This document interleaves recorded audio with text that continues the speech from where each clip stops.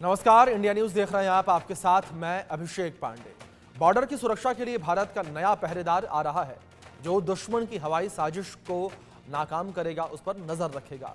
दुश्मनों के ड्रोन को पलक झपकते ही खत्म कर देगा और ड्रोन के जरिए सरहद पार से हो रही ड्रग्स और हथियारों की तस्करी को रोकने के लिए भारत ने सीमा पर एंटी ड्रोन सिस्टम तैनात करने का फैसला किया है। गृह मंत्री अमित शाह ने ऐलान किया है कि जल्द ही स्वदेशी एंटी ड्रोन सिस्टम बॉर्डर पर तैनात किए जाएंगे। इसकी तैनाती से तस्करी को रोका जा सकेगा, साथ ही साथ दुश्मनों की हर हरकत पर नजर रखी जा सकेगी। कैसे ये एंटी ड्रोन सिस्टम भारतीय सेना की ताकत बनेगा, आज इसी मुद्दे पर हम चर्चा करेंगे, लेकिन उससे पहले आप हमारी खास रिपोर्ट देखिए। चीन पाकिस्तान की हर साजिश को नाकाम करने के लिए, दुश्मन की हर हरकत पर पैनी नजर रखने के लिए, बॉर्डर की सुरक्षा के लिए भारत का नया पहरेदार आ रहा है।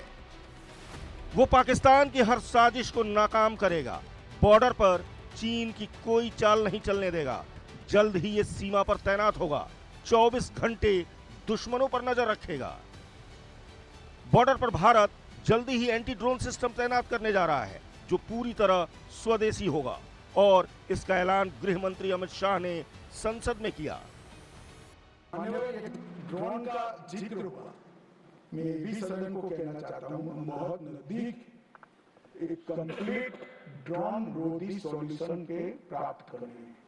हमारे 6 एक्सपेरिमेंट हुए हैं, अब 6 के 6 एक्सपेरिमेंट के प्लस प्लस प्लस को इकट्ठा होकर एक मॉडल बनने जा रहा है माइनर, और मुझे आशा है कि 6 माह के अंदर ही एक कंप्लीट सॉल्यूशन ड्रोन रोधी मॉड्यूल का इंडिजिनियस आत्मनिर्भर भारत का प्रतीक जैसा सॉल्यूशन डीआरडीओ और हमारी सरकार। तो ड्रग्स और हथियार की तस्करी को रोकने के लिए जल्द ही स्वदेशी एंटी ड्रोन सिस्टम बॉर्डर पर तैनात किया जाएगा। भारत का ये शिकारी दुश्मन के ड्रोन का शिकार करेगा, लेकिन समझना जरूरी है कि ये एंटी ड्रोन सिस्टम है क्या। एंटी ड्रोन सिस्टम एक टेक्नोलॉजी है जिसका इस्तेमाल मानव रहित हवाई उपकरणों को जैम करने के लिए किया जाता है।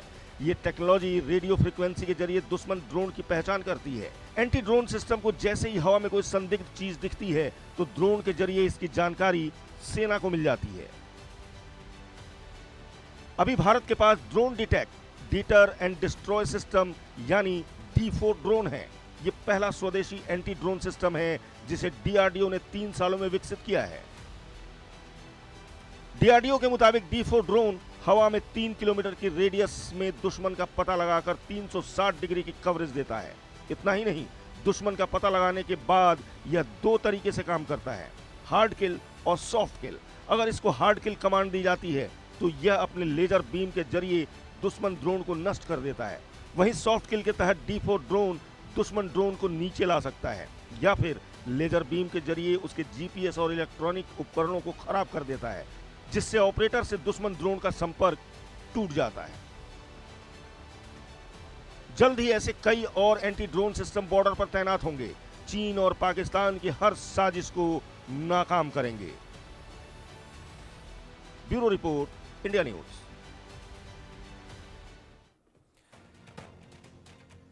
इस विषय पर बातचीत करने के लिए 2 खास मेहमान जुड़े हैं हमारे साथ, उनका परिचय आपसे करवा दें। Group captain retired MJ Augustine ji हमारे साथ जुड़े हैं, डिफेंस एक्सपर्ट हैं हमारे साथ। Defence expert major retired general Sanjay मैस्टन जी जुड़े हैं। बहुत स्वागत है सर आपका। और संजय जी, आपसे मैं इस चर्चा की शुरुआत करना चाहूँगा, और इस एंटी ड्रोन सिस्टम को लेकर अगर बात की जाए तो सबसे पहले जानकारी आपसे यही लेना चाहूँगा मैं कि इस एंटी ड्रोन सिस्टम के एडवांटेज क्या है, किस तरीके से एंटी ड्रोन सिस्टम जो है वो बॉर्डर एरियाज पर तैनात किया जाएगा, और इसका लाभ किस तरीके से भारतीय सेना को मिलता नजर आएगा। और देखिए, जैसे ये कमेंट्री में भी बताया गया है, एंटी ड्रोन सिस्टम के बहुत फायदे हैं। पहली बात, ये बेसिकली है काउंटर मेजर दुश्मन के ड्रोन्स के लिए जी। और जब भी दुश्मन के ड्रोन ऑपरेट करते हैं, खासकर पंजाब बॉर्डर में, चीन बॉर्डर में, और ये हमारे म्यांमार बॉर्डर में जो नॉर्थ ईस्ट स्टेट्स हैं, तो इसमें होता क्या है कि उनको हम जोन्स को जैम कर सकते हैं। हर ड्रोन में एक तो क्या है कि रेडियो फ्रिक्वेंसी या उसकी जो ऑप्टिकल एकॉस्टिक्स होती है, या जो कैमरे वगैरह लगे होते हैं, और या उसका वो सिग्नेचर देता है, क्योंकि वो रडार्स वगैरह में डिटेक्ट हो जाता है। तो ये सिस्टम ऐसे होंगे कि ये तीनों चीज़ें उसकी डिपेंडिंग उसमें रेडियो फ्रीक्वेंसी से जैम करना है या उसके इलेक्ट्रॉनिक अकॉस्टिक्स हैं उसको बर्बाद करना है, तो जिसको हम सॉफ्ट किल बोलते हैं। और हार्ड किल तो है जो लेज़र टेक्नोलॉजी से ड्रोन जब इंट्रूड कर रहा है उसको बर्बाद कर दिया जाए। अभी तक भारत में ये मेरे को लगता है ये जो नई टेक्नोलॉजी आ रही है इसके अभी डिटेल्स पता नहीं है। गृह मंत्री जी ने बताया कि 6 बार सक्सेसफुल ट्रायल्स हो गए हैं, लेकिन मेरे को लगता है इसमें 3 ऑप्शंस तो हैं ये सॉफ्ट किल वाले, लेकिन जो हार्ड किल वाला ऑप्शन है वो सबसे ज़रूरी है, क्योंकि ड्रोन को डिटेक्ट करना बहुत ज़रूरी है समय पे, और उसके बाद डिटेक्ट के बाद उसको ट्रैक करके और फिर डिस्ट्रॉय करना। डिस्ट्रॉय के 2 माध्यम के तरीके हैं, सॉफ्ट किल या हार्ड किल। लेकिन हार्ड किल मेरे को लगता है ये लेज़र टेक्नोलॉजी है जो शायद इस पे काफ़ी ट्रायल्स और एक्सपेरिमेंट्स हुए होंगे जो सक्सेसफुल होगा। और जो इसका जी। बेसिक मुद्दा ये है कि हमारे जितने ये बॉर्डर है, चाहे पंजाब बॉर्डर हो, चाहे जे.एंड.के बॉर्डर हो, चाहे चीन बॉर्डर हो, चाहे म्यांमार बॉर्डर हो, चाहे बांग्लादेश बॉर्डर हो, चाहे नेपाल बॉर्डर हो, ये सारे इन्फिल्ट्रेशन प्रोन हैं। तो सबसे पहले तो ये जो आतंकवाद घुसते हैं उनको ये ट्रैक करने के लिए ज़रूरी है। लेकिन हाँ, एक चीज़ का हमेशा ध्यान रखना पड़ता है हमें, खासकर ये जितनी भी टेरेन है, ये जंगल काफ़ी हैं, इसमें रवीन्स नाले बहुत हैं।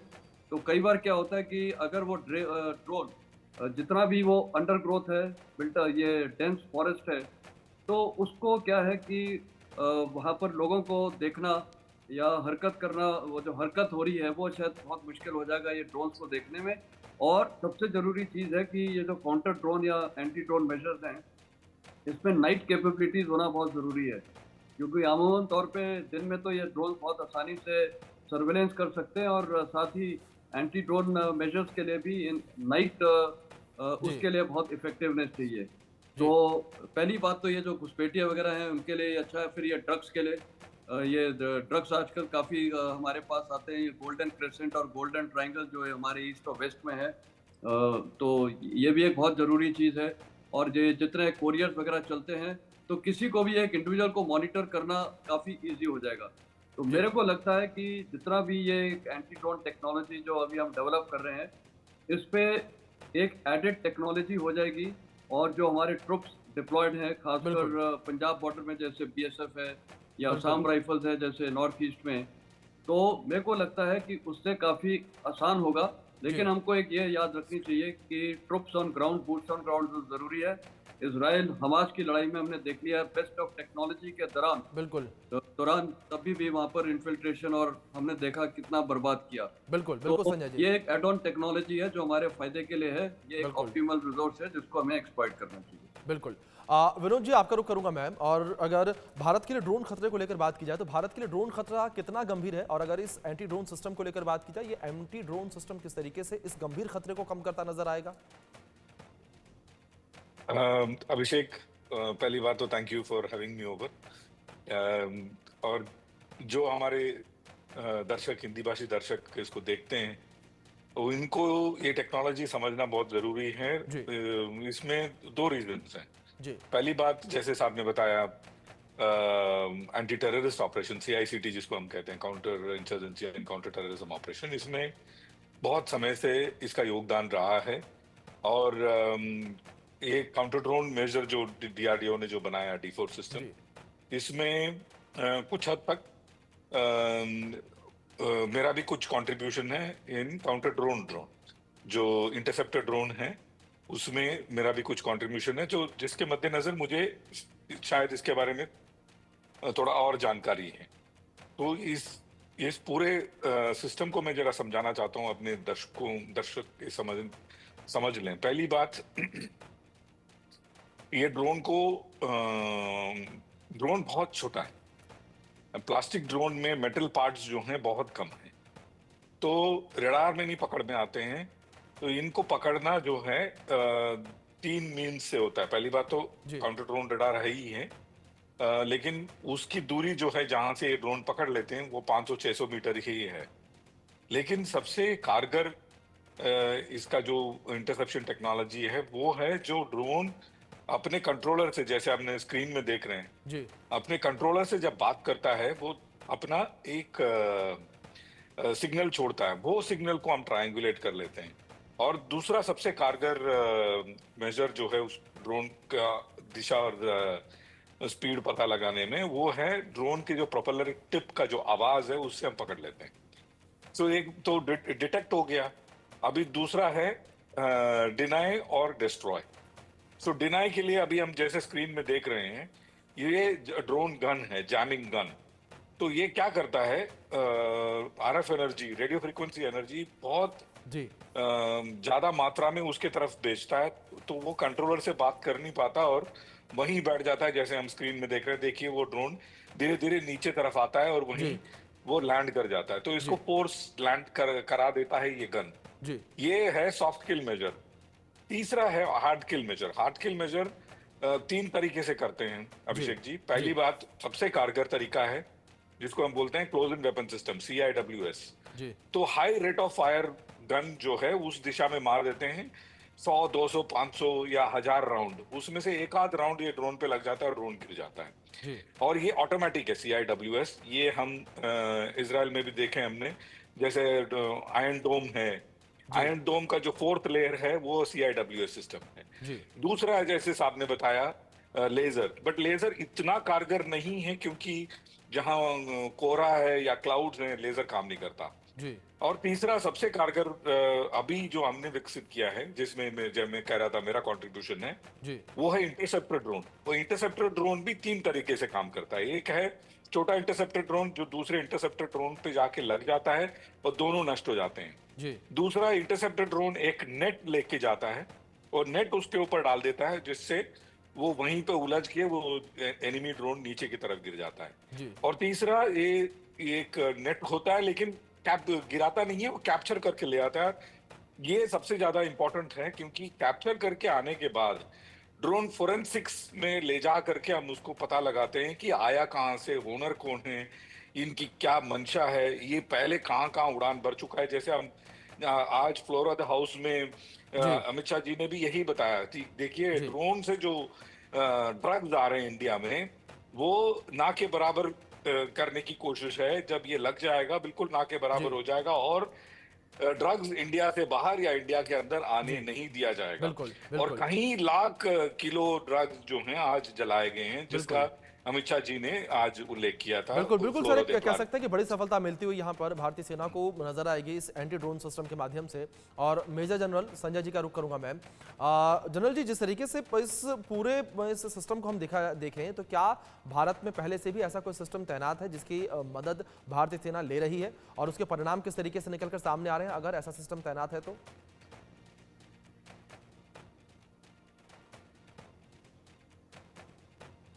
सर आपका डिवाइस म्यूट है, प्लीज उसे अनम्यूट कर दीजिए ताकि आपकी आवाज हम तक पहुंचे। ओके, हमारे पास बहुत सिस्टम्स हैं। अगर मैं इसको कैटेगराइज करूं, एक तो हो जाता है ड्रोन्स, जो ऑफेंसिव ड्रोन्स हैं या जो हम दुश्मन के इलाके में भेजते हैं सर्वेलेंस के लिए, जिसमें ये हर टाइप के ड्रोन्स होते हैं। तो HALE है जो हायर एल्टीट्यूड लॉन्ग एंड्योरेंस का है, MALE है मीडियम एल्टीट्यूड लो एंड्योरेंस। और ये ऐसे ड्रोन्स होते हैं, कुछ टैक्टिकल डेप्थ में जाते हैं जो हमें छोटे छोटे जो हमारे जवान सेक्शन और प्लाटून में ऑपरेट करते हैं, और साथ में इंटरमीडिएट डेप्थ में और स्ट्रेटेजिक डेप्थ में। जैसे आपने देखा रशिया यूक्रेन वॉर में वो ड्रोन्स कहाँ से कहाँ पहुँच गए, मॉस्को तक पहुँच गए हैं। तो हर तरह के आजकल ड्रोन्स भारतीय फौज के पास है। और साथ ही में काउंटर ड्रोन्स या एंटी ड्रोन मेजर्स भी हमारे पास उतने ही अच्छे हैं।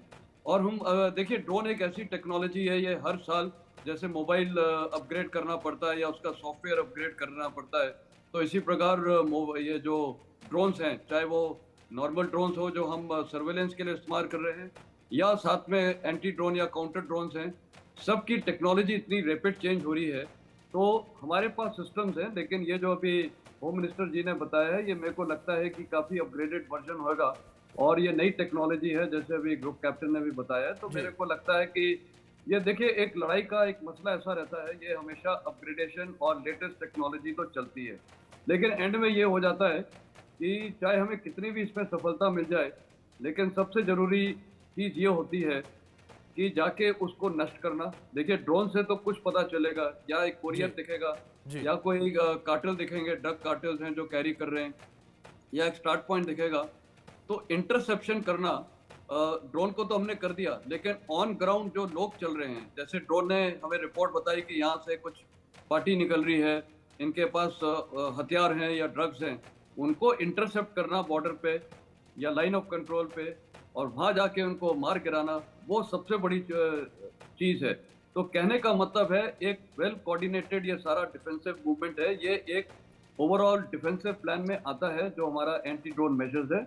और इसमें फिर से जरूरी बात है कि ट्रुप्स ऑन ग्राउंड बहुत जरूरी है, जो वेल ट्रेंड होने चाहिए, उनको हैंडल करना आना चाहिए।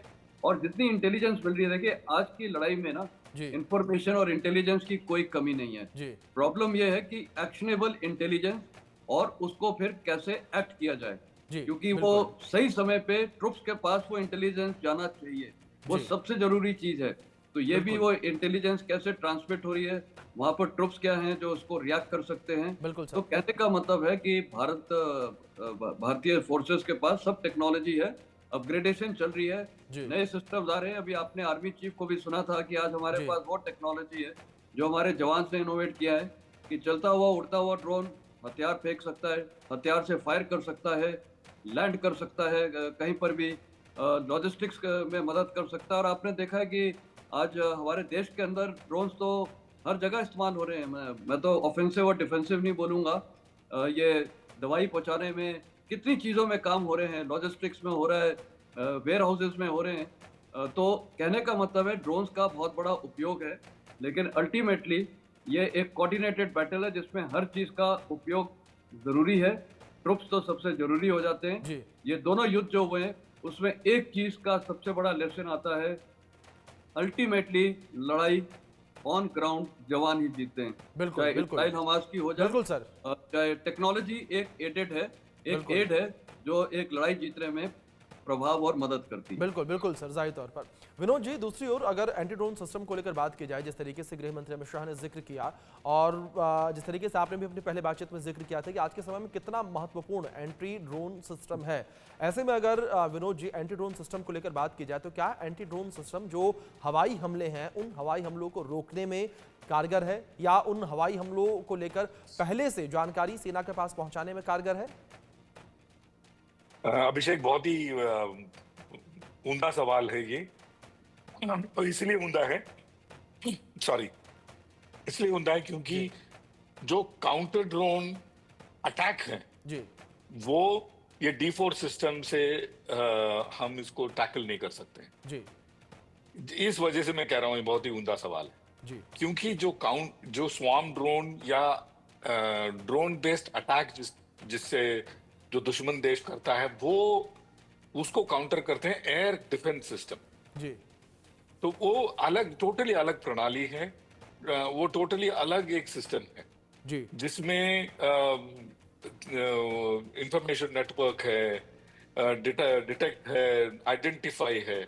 इसमें आइडेंटिफाई एक जो एस्पेक्ट है वो नहीं है, क्योंकि हमें पता है इस रेखा के उस पार से जो भी आ रहा है वो आइडेंटिफिकेशन की जरूरत नहीं है, उसको सीधा हमें मार गिराना है। लेकिन वॉर के दौरान आइडेंटिफिकेशन बिकम्स वेरी इंपॉर्टेंट, क्योंकि हो सकता है हमारे हवाई जहाज भी वापस आ रहे हों उस दौरान। सो डिटेक्ट, आइडेंटिफाई, डाइवर्ट और डिस्ट्रॉय। हो सकता है हमें डिस्ट्रॉय करने की क्षमता उस समय ना हो, या उसकी ऊंचाई इतनी हो कि हमारे डिस्ट्रॉय करने वाला वेपन वहां तक पहुंच नहीं रहा हो, तो उस समय हम सॉफ्ट किल का ऑप्शन लेते हैं और उसको डाइवर्ट करा देते हैं। जैसे हमने थोड़ी देर पहले स्क्रीन में देखा था, वो जैमर गन लेकर के आप उसको जैम करके नीचे लाते हैं। उसी तरह से आप या तो जैम करके नीचे लाते हैं, या फिर जैसे ईरानियों ने किया था, ईरानियों ने हैक करके ड्रोन को लैंड करवाया और उसी के हूबहू कॉपी बना दी। तो ये डाइवर्ट के श्रेणी में आता है। तो ये दोनों चीजें टोटली अलग हैं, और अलग इनका जो इस्तेमाल अलग है, इनका ऑपरेशनल पॉलिसी अलग है, स्टैंडर्ड ऑपरेटिंग प्रोसीजर अलग है। लेकिन जो श्रेणी है तो ड्रोन ही दोनों। तो ये बहुत अच्छा सवाल है, और इस सवाल की वजह से लोगों को ये भी पता लगा कि दोनों अलग है। बिल्कुल। Over to you Abhishek. बिल्कुल। मेजर जनरल संजय जी, अगर बात इस सिस्टम को लेकर की जाए तो किस तरीके से ये सिस्टम जो विकसित होगा, क्योंकि लगातार जिस तरीके से मेक इन इंडिया पर जोर दिया जा रहा है, तो ऐसे में क्या ये सिस्टम पूरी तरीके से भारत में निर्मित होगा, मेक इन इंडिया होगा या असेंबल्ड इन इंडिया होगा? और देखिए, कुछ मेक इन इंडिया भी है, असेंबल्ड इन इंडिया भी है, क्योंकि एक हकीकत यह है जी कि जितना भी सॉफ्टवेयर है, खासकर अभी जिस प्रकार बहुत जोर है हमारे देश में ये जो कंडक्टर्स बनाने के लिए, बिल्कुल। इस पे बहुत ज़रूरी है। तो मेरे को लगता है ये मेड इन इंडिया के साथ-साथ असेंबल्ड इन इंडिया तो हुई। और देखिए, आज चाहे कोई भी देश हो, आप अमेरिका को ही देखिए, आज वो भी जितने चीज़ें बनाता है, ऐसा नहीं है कि सब कुछ उसके सब कुछ उसके होम ग्रोन है। आप देखिए कि जैसे अभी भारत से भी वो एयरक्राफ्ट्स के लिए मेरे ख्याल ये टाटा वगैरह से वो उसकी फ्रेम्स वगैरह ले रहा है। तो कहने का मतलब है सबको एक दूसरे के ऊपर डिपेंडेंट होना पड़ता है। और एयरक्राफ्ट में जैसे इंजन है, वो बहुत ज़रूरी चीज़ है, वो हम अमेरिका से ले रहे हैं, जैसे F41 या F404 इंजन। तो असेंबली एक्चुअली देखा जाए तो ऑर्डर ऑफ द डे है। और वो देखा जाए, अगर असेंबली भी हम कर रहे हैं तो वो मेड इन इंडिया ही है। जो विकसित भारत की हमारा एक नारा है, वो भी उसमें अचीव हो रहा है, क्योंकि हर चीज़ आप किसी भी चीज़ में देखिए, दवाई का प्रोडक्ट देख लिए, नॉर्मल ट्रेड और टैरिफ्स में देखिए, अगर कोई कंट्री सेल्फ कंटेन्ड है ही नहीं, किसी को कुछ किसी से लेना पड़ता है, किसी को कुछ किसी से लेना पड़ता है। और इसीलिए तो ये सारा ट्रम्प की जो वॉर चल रही है, टैरिफ वॉर वगैरह। तो कहने का मतलब है जनरली असेंबली ज़्यादा होती है, और वो मैं बोलूँगा वो एक सेल्फ सफिशिएंसी अचीव है। दूसरा, पहले जो होता था कई साल पहले कि हम पूरा इक्विपमेंट बाहर से लेते थे, अब वो नहीं कर रहे हैं। जी तो काफ़ी आइटम्स हम खुद डेवलप कर रहे हैं, कुछ आइटम्स हमें इंपोर्ट करने पड़ते हैं, कुछ में ट्रांसफर ऑफ टेक्नोलॉजी है। तो ये over a period of time ये सेल्फ रिलायंस है। और दूसरा, एक और चीज़ हम कर रहे हैं, जितना भी अगर हम बाहर से कुछ ले रहे हैं, चाहे इलेक्ट्रॉनिक इक्विपमेंट हो या रडार इक्विपमेंट हो या एयरक्राफ्ट हो या कुछ भी हो, पहले जनरली हम लोग रशिया से सब कुछ लेते थे। अभी क्या हमने डाइवर्सिफाई कर दिया है, चाहे अमेरिका से लें, चाहे फ्रांस से लें, चाहे इजराइल से लें। डाइवर्सिफिकेशन भी एक भारत को सिक्योरिटी देता है। किसी एक पे निर्भर होना हमारी सिक्योरिटी के हित में नहीं था। तो आज की तारीख में भारत का मेरे ख्याल जो एक रूप है, वो बहुत बढ़िया है कि हम इंपोर्ट भी कर रहे हैं, जो हमारे लिए बहुत अच्छी आइटम्स है, जो latest of the shelf market में अवेलेबल है। जो आइटम्स हम इंडिया में प्रोड्यूस कर रहे हैं, उसमें कुछ एक दो 60% है या 40% है या कहीं 80% है जो हमारी टेक्नोलॉजी है या हमारा जी। इक्विपमेंट है। कुछ 10% आइटम बाहर के हैं, और कुछ हैं जो बिल्कुल अभी हम खुद बना रहे हैं। जैसे कुछ ये गन्स वगैरह हैं, ये पूना में जो हमारी फैक्ट्री बना रही है। तो कहने का मतलब है हर चीज़ अभी कुछ बिल्कुल होम इंडिया मेड है, कुछ इंडिया में असेंबल्ड है, और कुछ हम बाहर से भी ले रहे हैं। और वो सही कॉम्बिनेशन वही होता है, क्योंकि डिफेंस के साथ हम बिल्कुल लापरवाही नहीं कर सकते। हमारे पास हर कुछ लेटेस्ट और मॉडर्न होना चाहिए। जी और ये जब होता है तो यही सेल्फ रिलायंस का एक रूप है। तो मेरे को लग रहा है कि जितना भी अभी ये सब कुछ हो रहा है, ये एक हम अच्छी दिशा में जा रहे हैं। और over a period of time यही जो हम प्रोड्यूस कर रहे हैं, ये एक्सपोर्ट भी होगा, उससे हमारी आमदनी बहुत बढ़ेगी, इनकम बढ़ेगी, तो हमारा डिफेंस बजट बढ़ेगा, जो आज हम चाहते हैं कि एटलीस्ट 2.5% से 3% हो ऑफ द जीडीपी। तो ये एक साइकिल चलता है, और डिफेंस और इकोनॉमिक्स एक ऐसी चीज़ है, ये कॉम्प्लीमेंट्री है और साथ साथ चलते हैं। दोनों इंपॉर्टेंट है, किसी को भी निगलेक्ट नहीं किया जाता है, कोर रिलेटेड है। जी तो आपका सवाल अच्छा है, मेड इन इंडिया भी है, असेंबल्ड इन इंडिया भी है। जी।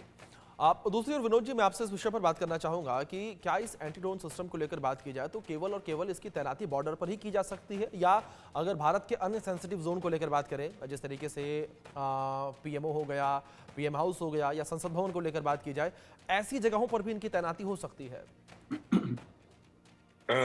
बिल्कुल उम्दा सवाल अभिषेक जी। और मैं अभी ये प्रोग्राम के कुछ चंद घंटे पहले मैंने एक आर्टिकल लिखा था, जिसमें जो आपका जो बाग है उसका एक पूरा पैराग्राफ मैंने इसको डेडिकेट किया था।